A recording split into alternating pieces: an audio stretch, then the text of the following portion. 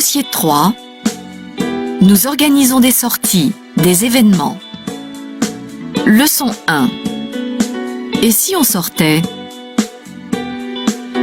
Activité 9.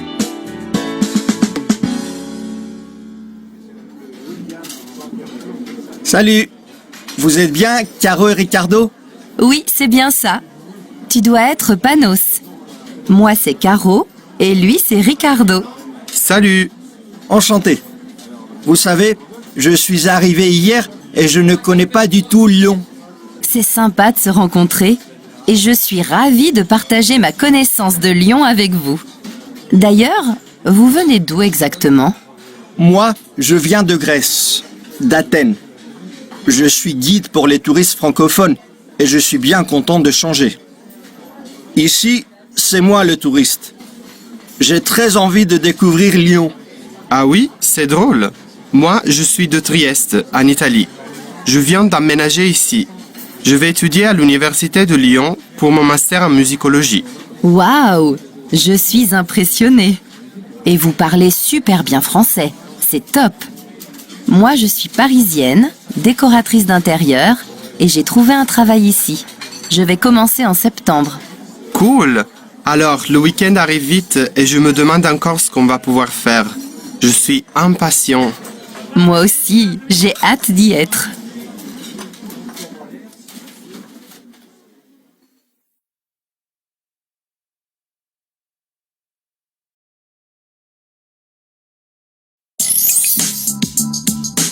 Activités 10 et 11. Alors, on cherche tous les trois à découvrir des lieux originaux. On aime la musique et bien manger aussi. On commence par quoi? J'ai lu pas mal de choses sur Internet et j'ai entendu parler des bouchons lyonnais. On pourrait y manger. C'est très connu, je crois. Oui, enfin, d'après ce que j'ai compris, ce qu'on mange là-bas, ce sont des canailles. Non, ça s'appelle des quenelles. Bon, d'accord, le nom des plats est surprenant, mais il paraît que le résultat dans l'assiette est très bon. Moi, je suis partante. Ça me plaît, le tourisme culinaire. Perso, ça ne me dit rien. Et puis, ce week-end, il y a un festival de musique, les Nuits de Fourvière. J'aimerais y aller. Pourquoi pas? Faut voir. Attendez, je regarde sur Internet. Ah oui, il reste des places. Et regardez la programmation. Vous connaissez des artistes? Ah oui, j'adore M. Je ne savais pas qu'il passait ici cette année. Ce qui est sympa, c'est l'ambiance pendant ses concerts. Tout le monde danse. Il invite toujours d'autres artistes sur scène. Vous allez adorer. Panos, ça te dit? Oui, bien sûr. Il vaut mieux prendre les places maintenant, non? Tu as raison. Je m'occupe des réservations si vous voulez. Ça marche, merci.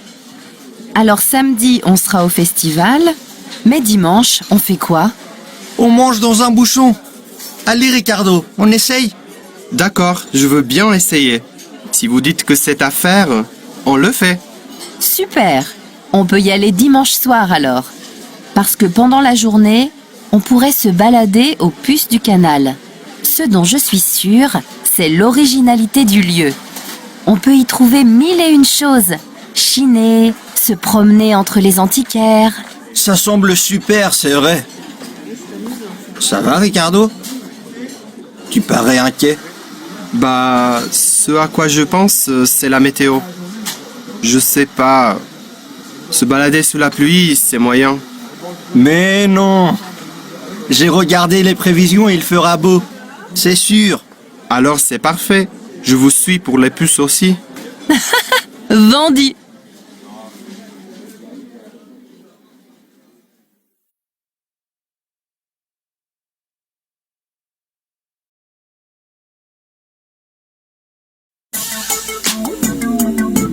Leçon 2.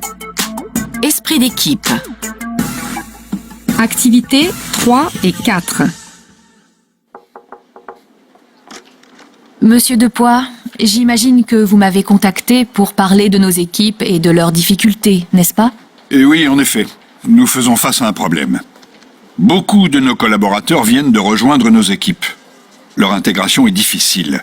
Les relations ne sont pas sereines avec les plus anciens. Chacun a ses forces et sa personnalité. C'est une bonne chose pour l'organisation, mais les différences sont aussi une source de conflit. C'est certain, je vous rejoins sur ce point. Nous pourrions leur proposer une activité de team building dans le but d'améliorer l'ambiance de travail. Vous savez, ce genre d'activité qui vise à faire connaissance. J'avais l'occasion d'en organiser lorsque je travaillais dans notre maison mère à New York. C'est idéal pour renforcer les liens dans une équipe. Moi, je ne suis pas vraiment convaincu. Comment s'amuser peut aider à mieux travailler? Pouvez-vous m'en dire plus? Oui, bien sûr. Les collègues devront collaborer pour résoudre une série d'énigmes, de défis. C'est grâce aux forces de chaque membre de l'équipe qu'ils pourront résoudre le défi qui leur est présenté. Cela permettra à chacun d'apprécier les collègues et d'accepter leurs différences. Les avantages sont nombreux, mais vous avez réfléchi au type d'activité à proposer? Je me demande si ça plaira à nos employés. Ce qui est évident, c'est que nous devons adapter les activités à notre filiale française. Je ne crois pas que les activités puissent être les mêmes que celles que j'organisais aux États-Unis. Pourquoi ne pas opter pour un rallye ou un baby-foot géant pour que l'esprit d'équipe soit favorisé? Les membres de chaque équipe devront communiquer entre eux. Je ne sais pas trop, je dois avouer que j'hésite encore. Je pencherai plus pour une activité qui valorise les participants. Vous auriez une idée? Eh bien, il existe des activités telles qu'un cours de photo, par exemple, ou un cours de cuisine. Les participants en repartent avec des diplômes et sont donc récompensés. Cette idée me plaît. Partons sur cette idée. On se voit la semaine prochaine pour faire un point.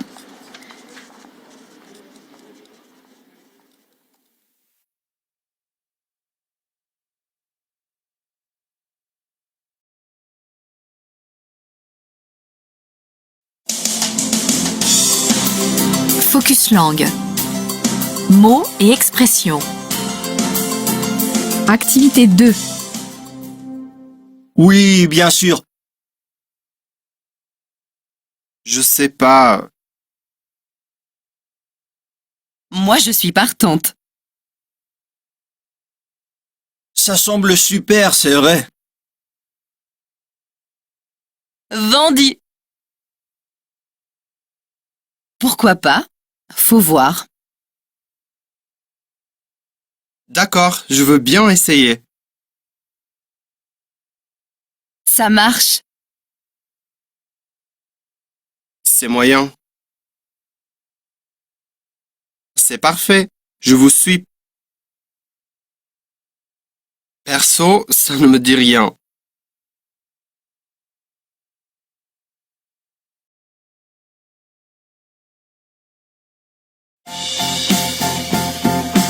Focus langue. Son et intonation. Activité 5. Exemple. Je ne suis pas vraiment convaincu. 1. Comment s'amuser peut aider à mieux travailler? 2. Pouvez-vous m'en dire plus? 3. Mais vous avez réfléchi au type d'activité à proposer? 4. Je me demande si ça plaira à nos employés. 5. Je ne sais pas trop. 6. Je dois avouer que j'hésite encore. 7. Je pencherais plus pour une activité qui valorise les participants.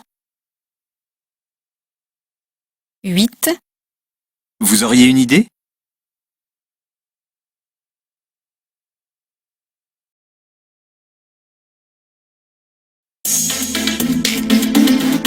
Leçon 3. En famille. Activité 9.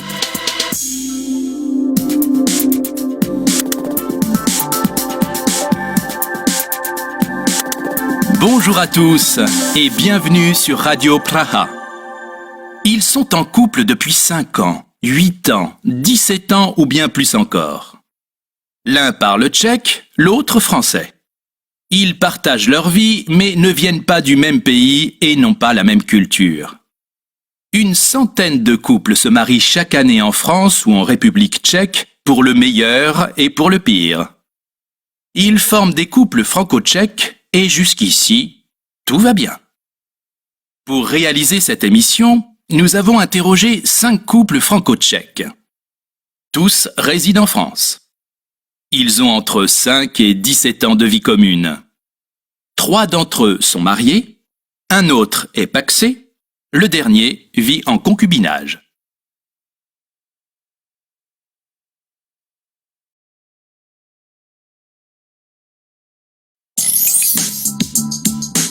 Activité 10.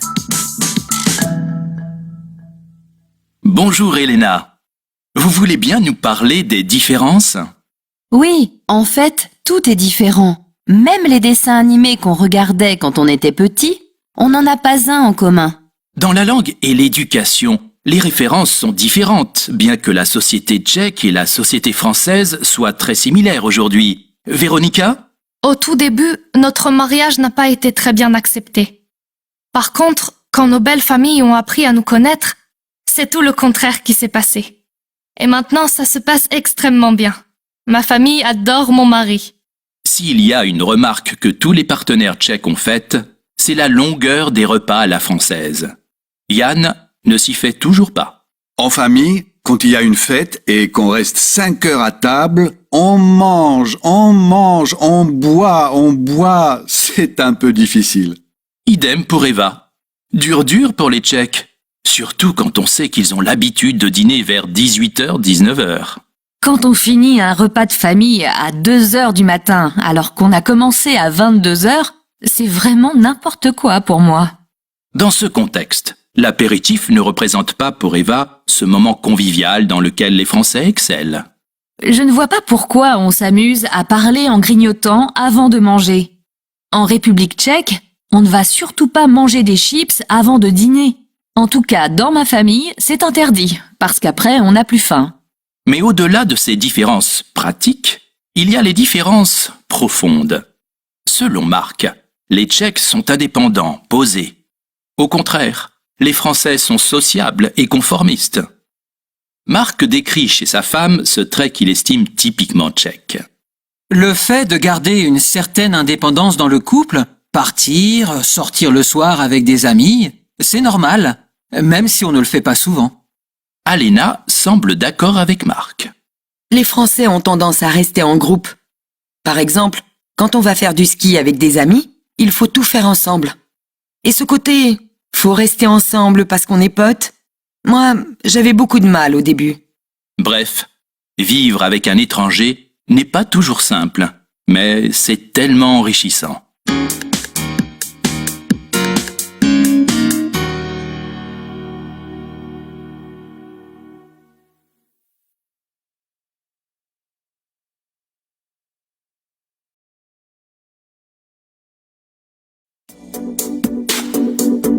Focus langue. Grammaire. Activité 3. Ils partagent leur vie, mais ne viennent pas du même pays. Les références sont différentes, bien que la société tchèque et la société française soient très similaires aujourd'hui. Au tout début, notre mariage n'a pas été très bien accepté. Par contre, quand nos belles familles ont appris à nous connaître, c'est tout le contraire qui s'est passé. Quand on finit un repas de famille à 2 heures du matin alors qu'on a commencé à 22 heures, c'est vraiment n'importe quoi pour moi. Les Tchèques sont indépendants, posés. Au contraire, les Français sont sociables et conformistes. Partir, sortir le soir avec des amis, c'est normal, même si on ne le fait pas souvent. Bref, vivre avec un étranger n'est pas toujours simple, mais c'est tellement enrichissant.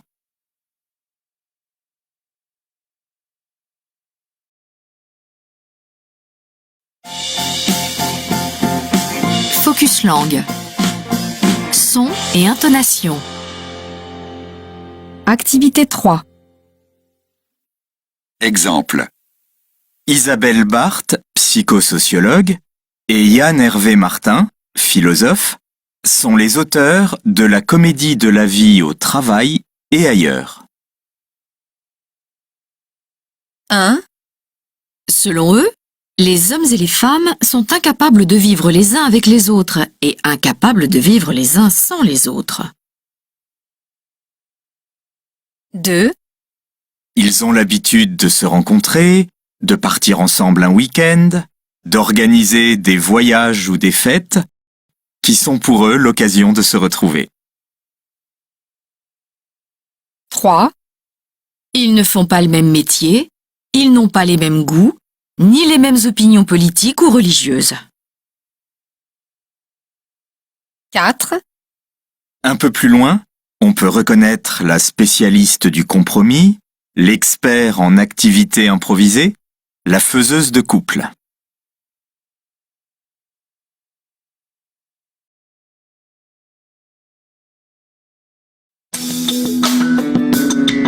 Stratégie. Activité 5.